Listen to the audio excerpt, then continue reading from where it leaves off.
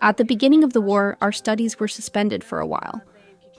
At first, we thought it would last just a week, maybe 2.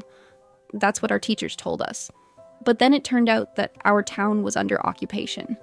So I spent 2 weeks under Russian occupation. But as soon as there was a chance, I left the city. After that, I studied remotely at a Ukrainian school and also at a local Polish one. During remote learning, there was often a feeling of confusion when some things just couldn't be properly explained to us via online classes.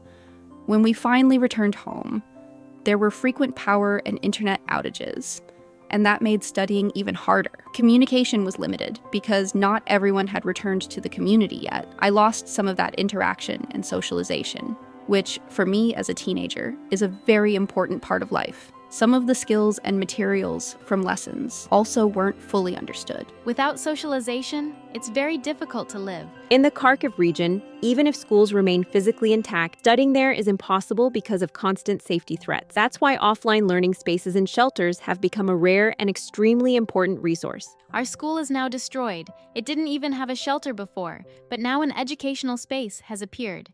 And we can go there, sometimes meet with friends. Right now, it's basically the only place like that, because another school is still building its shelter, but it's not finished yet. In our shelter, there's an educational space where children can gather and catch up on the knowledge they lost during remote learning. There are different clubs for kids, a reading group, you can do your hobbies, there are teachers and specialists who help, and children can do what they love. I'm really happy that I can meet my peers more often again, because before that, we had all been sitting at home for so long. We held our first bell ceremony in the shelter, together with our classes. We finally met again, something we hadn't done in a long time. Our research shows that students who study in person or in a mixed format feel a much stronger sense of belonging to their community and have a wider circle of friends.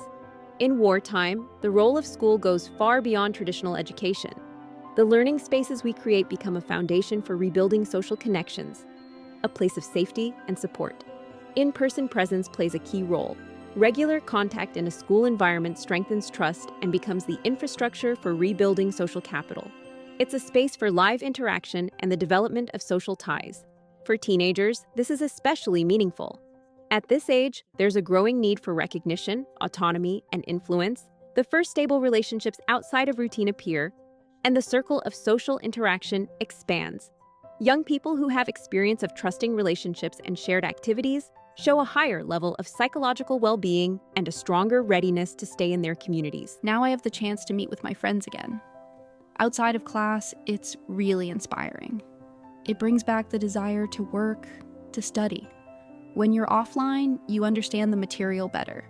You can ask questions directly, go through it together with your teacher. In offline classes, you just understand more. It's communication with teachers, with other students, it's interaction and understanding. These are truly happy moments in life that we don't notice and lose when everything is online. We now have a bomb shelter where we can at least sometimes gather and celebrate small holidays. There's a chance to catch up on our learning. I can make up at least part of what I missed. Offline learning is still more effective.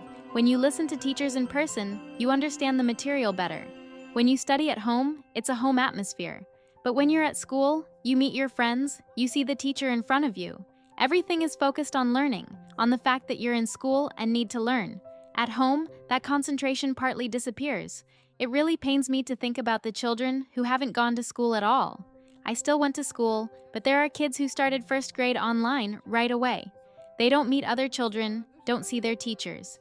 And when I come to this shelter and see these children meeting each other, it warms my heart so much that they have this opportunity and that I have it too. You've changed our lives.